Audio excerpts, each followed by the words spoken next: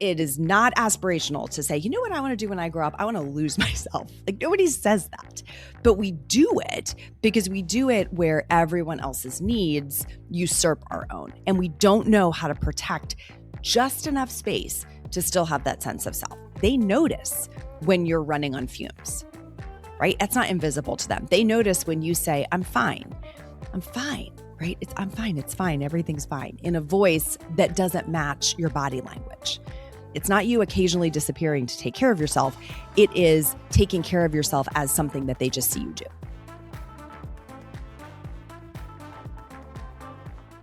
Welcome back to the Brilliant Balance Show. Today we're talking about the idea that they're watching how you treat yourself, and we'll get into who they are in just a second here. Quick note before we get into today's episode.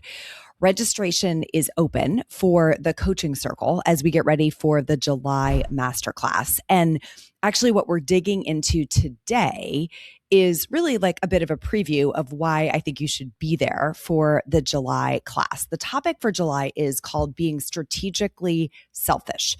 And before you panic over the word selfish, I just want you to think about what might it look like if paying attention to your own needs actually were strategic. In other words, if there were benefit to that, not just to yourself, but possibly to the people around you as well. So the link to register for the July masterclass as part of my coaching circle is in the show notes. It's going to be a really good one. And I think July is the perfect time to do it, where lots of us have a little bit more space to maybe think about what would it look like to do the things that are really good for us.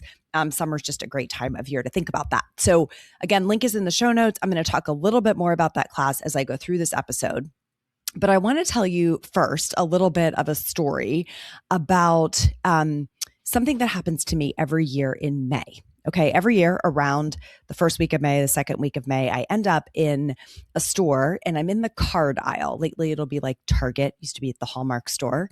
And I do something that's probably not so great for my blood pressure, but has become like an important tradition, which is I read all of the cards. I walk down that Mother's Day card aisle and I read, not exaggerating, like literally almost every single card because I'm on a mission. I started to notice this pattern a number of years ago about the way we write Mother's Day cards. And once you see it, you really can't unsee it. Okay, card after card in this aisle. I want you to picture yourself there. You know, different fonts, different shades of pastel, but the same message lives underneath all of these cards. And it goes something like, you know, thank you for giving up everything for us. Thank you for putting yourself last every single time and not complaining about it. And there's always some version with a tired looking woman on the front, smiling anyway, like a cartoon version. Like the smile is somehow proof that it didn't kill her, even if it took every other thing that she had. And there's always some version that's just beautiful flowers. And, you know, like some of them are kind of poetic and some of them are kind of funny, but they really are in this same sentiment of like, thank you for sacrificing it all on our behalf. And I started wondering early in motherhood, why do we do this? Why is this the narrative that we have that we are not just acknowledging, but like celebrating women for? And I started to wonder, like, was I maybe being a little oversensitive, which maybe I was. But one year I was looking at these in the aisle thinking, these are like not thank you cards. Mother's Day cards are sort of like thank you cards, right? They're telling us how grateful they are, but they're like epitaphs. Like we are thanking women for literally disappearing. And then we're like wrapping it up in glitter and charging $6.95 for it in the card aisle. And I started thinking about, God, I hope I never get one of these cards. Like how would my children pick up one of these cards and with any level of sincerity, give it to me? Because that's not my goal. My goal has never been to just completely lose myself in the process of parenting. I'm a pretty good mom. I think I'm a pretty good mom. My kids think I'm a pretty good mom, but I really felt like I had to maintain a sense of self through parenting. And so what started happening in my household is my kids started writing Mother's Day cards. Like sometimes I brought a couple here. Sometimes they just look like this. They're just like little note cards. But the things that get written inside are amazing to me, that there's like this acknowledgement of being seen for the way that I've actually parented. One of the little notes in this one said, "Thank you for making time to talk with me and for helping me to make important decisions." Yeah, that's what I would like to hear, in a Mother's Day card. One of them said, "Thank you." Hold on, let me get this one. "Thank you for being a trusted advisor and confidant. You always go above and beyond for me." And this one says, "You're truly an inspiration, not just in how to be a mother, but a role model in life." Love it. This was one of my favorites, this little book that said what I love about mom. And the three kids collaborated on this one. So this is a number of years ago, but they took turns answering. There's like little prompts on the pages. So they took turns answering. So like just a couple of things that showed up in this were, "I hope to be as," and there's like a blank, "I hope to be as blank as you one day." And they wrote financially savvy. Have you gotten a Mother's Day card that thanks you for your financial savviness? I love that. "I love how you never quit," was one of them. And this is one of my favorite pages. "When I was little, I loved to watch you," and it's like blank in the blank. Okay. "When I was little, I loved to watch you blank in the blank." And they wrote "workout in the basement." I mean, I could go on. This is such a treasure to me to have that card from that year. But the reason I'm sharing those examples with you, you can see the contrast between a card that's like, "Thank you for giving up everything," and "Hey, I used to love to watch you work out in the basement," which is maybe like the definition of putting my own needs first. So the reality is I didn't have to coach them toward this. I didn't say like, "Hey, maybe make your own card for me instead of, buying a card." But these handwritten notes that are basically saying, "Thank you for showing us what it looks like to have a life that you actually want.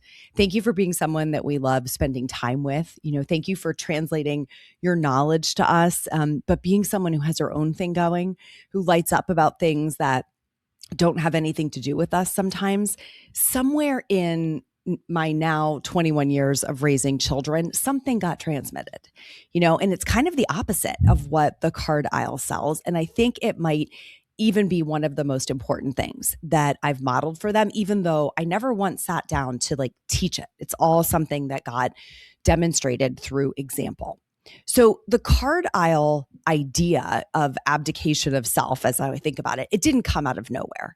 It's really the most visible symptom of a much older story that we hand women starting really, really young about what makes us good, right? It's be agreeable.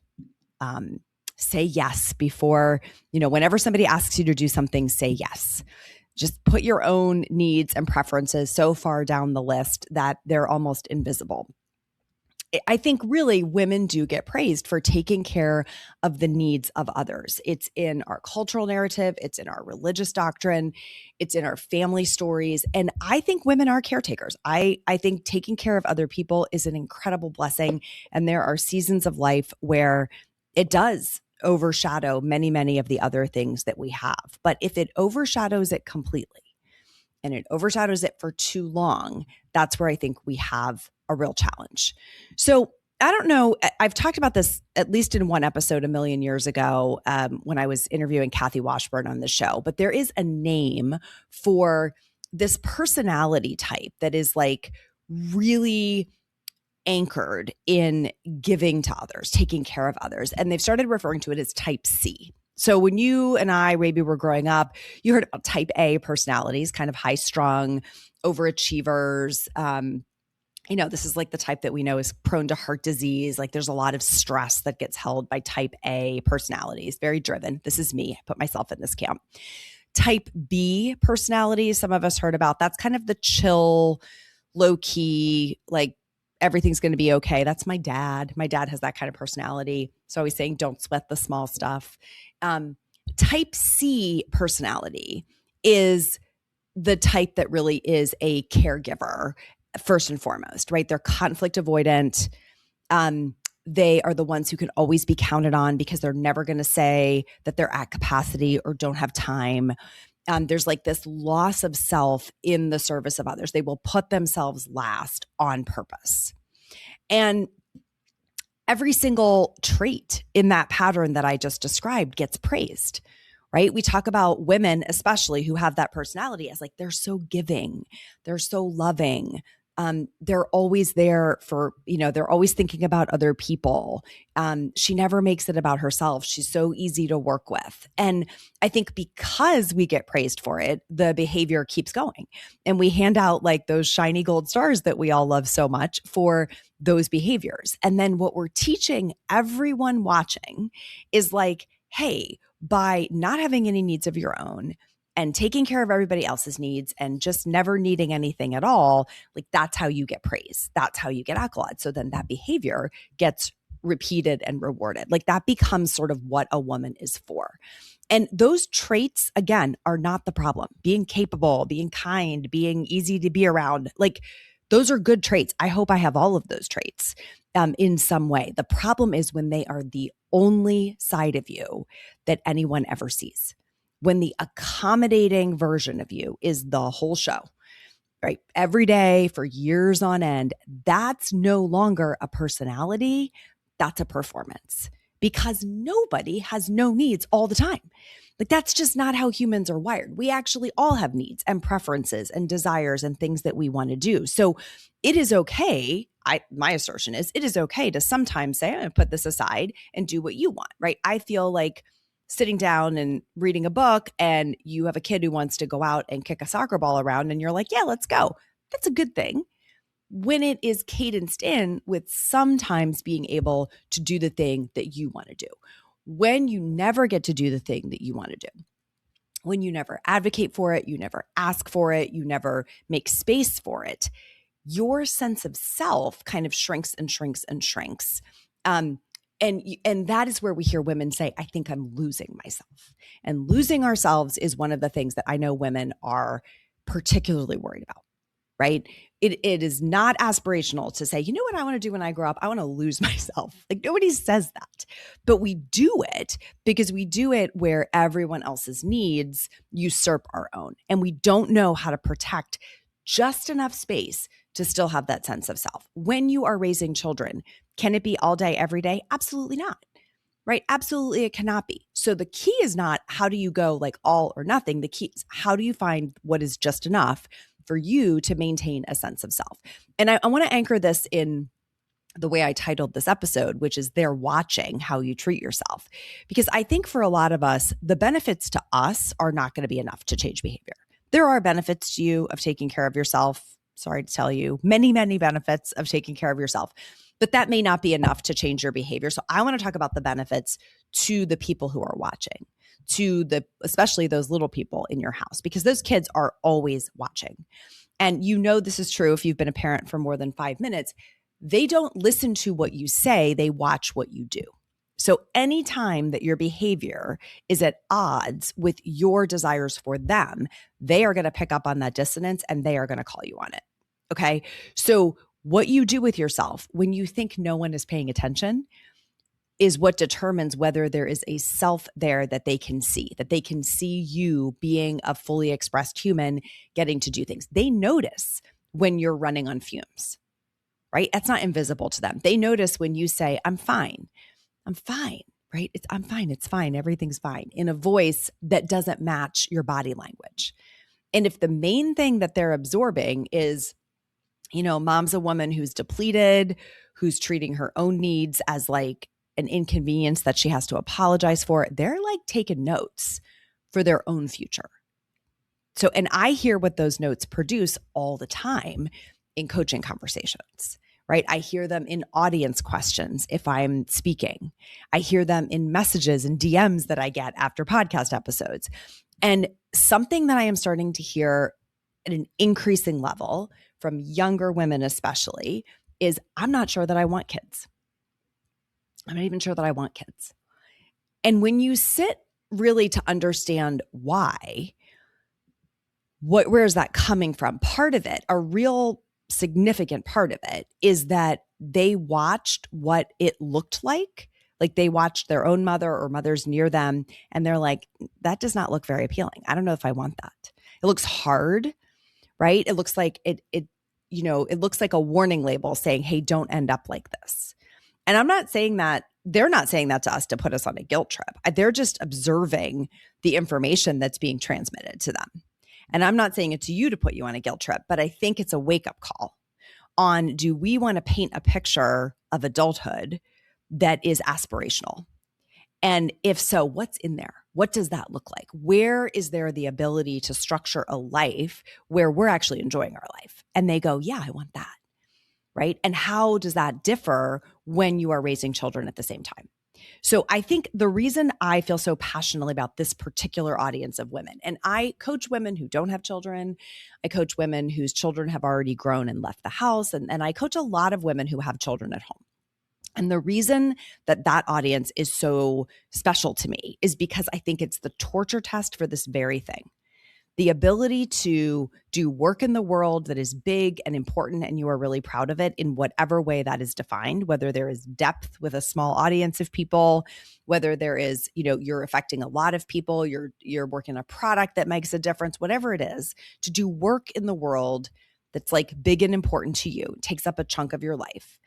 And to take care of your people in your family in a way that is big and takes up a chunk of your life, and still have room for yourself to have the life you get one that you are meant to have, to do the things that create joy for you, that make you feel fully alive. That's kind of this trifecta that I think we're all trying to solve for. Okay. And I am not going to shift here into like the permission slip to take a bath or go to the spa. Although like those are great. And I hope you do those things whenever you want to, right?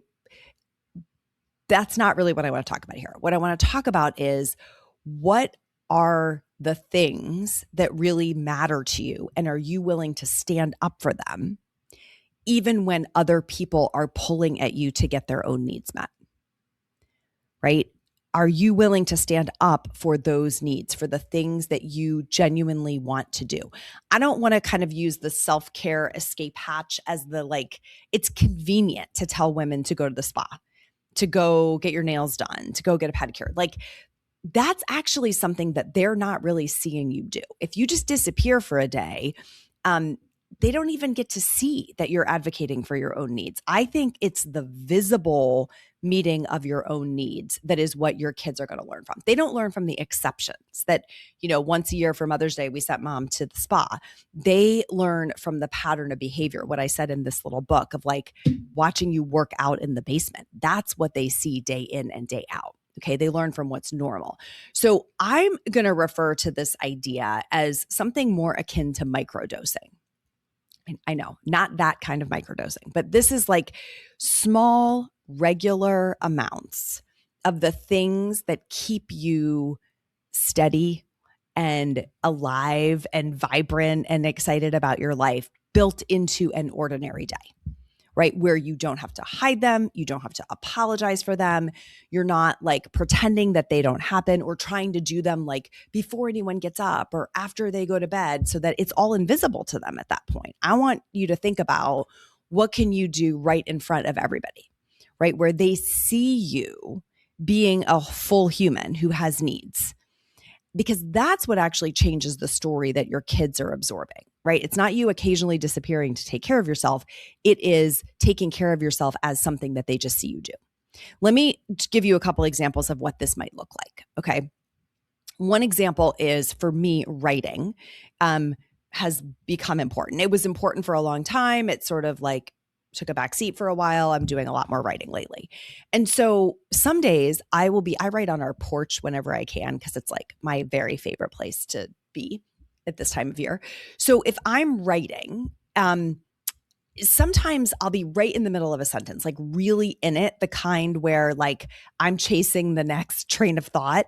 And one of my kids will just pop in and sit down and want to talk. And for a long time, I think I would have just dropped everything immediately and said like, okay, they came into my space. I have to like put this down and give them my attention.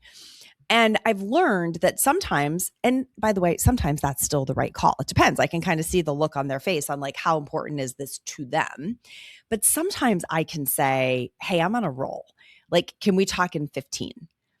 And often their answer is like, sure. and they'll just wander out and then they come back in later. It's nothing dramatic. It doesn't have to be a big like conversation about it, but being able to just kind of put up a boundary to hold a little bit of space because I'm on a roll, is important. And by the way, that's easier to do if I'm not right in front of them, right? I could go right at a coffee shop. I could go to another space, but then they wouldn't see me doing this thing that is so important to me. So I'm using this example of when it's happening on the porch because I want them to see that this lights me up, right? We already talked about the working out. My kids grew up watching me work out most mornings, or knowing that I was doing it. And when they were really little, I wanted to get up before they were up, and we had a home gym in our old house, and I would want to go down to the basement. And I was like, if I could just get this in before they even wake up, that would be optimal. And often I could. But if they did wake up, rather than say, well, I guess I can't work out today, right? Or have to cut this short after 10 minutes, I would say, okay, come on down. Guess you're coming down with me. And they would end up in the basement with me. So we had a finished basement, a little area of it for the gym. And, I would give them a little bowl of Cheerios to pick at, or they would have their toys down there, or sometimes they would be climbing all over the equipment and me. But there is this drumbeat of a shared experience in that. It wasn't like I had this peaceful Zen workout because of it, right? But so it was a little chaotic sometimes, but it was going to happen anyway. And they got to see that that was something that was important to me, and that I wasn't going to like put up a stiff arm and say, you have to completely stay away from this. I had to find a way to integrate that, right? And to do it at a time where I could still get that minimum dose that was helpful for me to keep in my life. Okay. So I wasn't able in that era to go to like take a Pilates class or a yoga class or whatever, like out of my home to drive to the gym and be there, because if the kids woke up, I wanted to be there or somebody needed to be there. But so this way of doing it allowed me to like stay more integrated. And then I think the side effect was it was visible. And I think another example would be what I refer to as thinking days. So when I travel for work, and I've traveled for work in various ways through my whole career, but I used to always be like, what is the absolute minimum amount of time that I can be away? Like, how can I just take the latest possible flight, to just minimize my number of minutes away? And again, sometimes you're still going to do that to get back for a key event. And I'll do it. Like, I rarely take red eyes. I mean, I have just decided I've retired from red eyes, but I booked a red eye because it's going to put me back in time for my daughter's birthday. And there's choices in all of these things, right? There's not like a right all the time answer, but travel is something where typically I was like, okay, this is a place I really have to minimize, until I discovered the power of thinking days. And thinking days for me are like booking one extra day at the end of a trip often, so that I can integrate everything that just happened during that experience. And actually, it is often some of my most creative time. So when I'm really working on an idea or a model or something for the business, or trying to get an idea on paper, knowing that I've just been out of my normal routine for a while and I'm not rushing back in, like allowing that return to be a little bit slower and to purposefully put some thinking time in, man, when I look back over the last number of years, so powerful to have those days to think. And then I come back a better parent. I'm more regulated. I'm more patient. I'm more like genuinely present because I've had the time. I don't feel like everything is a rush all the time. So when they see that, they get the benefit of, wow, look at what it looks like when she comes back in, not like frazzled from the whole trip. Okay. So here's the through line. The through line in this whole episode is that I want you to think about, where are you shortchanging your own needs because everyone else's needs always come first and are getting met first? And can we level the playing field just a little bit? We don't have to go all the way to the point where nobody's needs are getting met, but can we level that playing field just a little bit so that you take up space on purpose in ways that the people around you can actually see? Okay. And this is important not just to you, and that I would hope that is enough, but it is also important that we model this for the people who are watching. And if you don't have children at home, I bet you have people that you work with who are watching how you treat yourself. I bet you have extended family that is watching how you treat yourself. There are people in your life for whom you are modeling what does it look like to be a whole human who has needs of her own. So this is the topic for the July Coaching Circle Masterclass. In the coaching circle, which is something that I run on an ongoing basis. So when people are in the circle, they get access to every single month's masterclass. This month's class is all about this idea of being strategically selfish. And I am purposefully using those two words just to kind of shake it up a little bit and redefine what we think about as selfish. In fact, next week, my episode is going to be all about that idea. I'm taking some listener questions about being selfish. Like, is this selfish or not? So we're going to really dig into this topic. And if you know that this is a challenge for you, if you veer more toward type C, if you have put your own needs on the back burner in service to everyone else, and you're trying to figure out how am I actually going to make some time? What would I even do? Right? Like, how would I even decide what I was going to do? And then how would I sort of shuffle things around in my life to make space for it?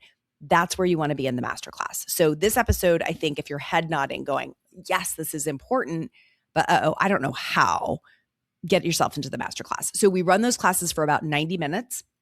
And then 2 weeks later, I do a coaching call where once you've had a chance to apply what you learned in the class, then you come back and we get on a Zoom call and we talk about what did it look like in the real world, right? Putting these practices out into your life. And then I have the opportunity to coach you and kind of make sure that it gets better and better over time. So I think this is going to be a great one. And again, once you join the coaching circle, you can have access to these classes every single month. And there's a new topic every single month. Okay, link to join is in the show notes and the dates are there. And I hope that you decide to join me. Registration is open now. Also, if something landed in today's episode and you have somebody in mind who needs to hear it, you're like, I know exactly who needs this episode, be a good friend and forward the episode to them so that she can also listen along. I always love it when you do that. It means so much to me when you share this work. That's all for today, friends. Till next time, let's be brilliant.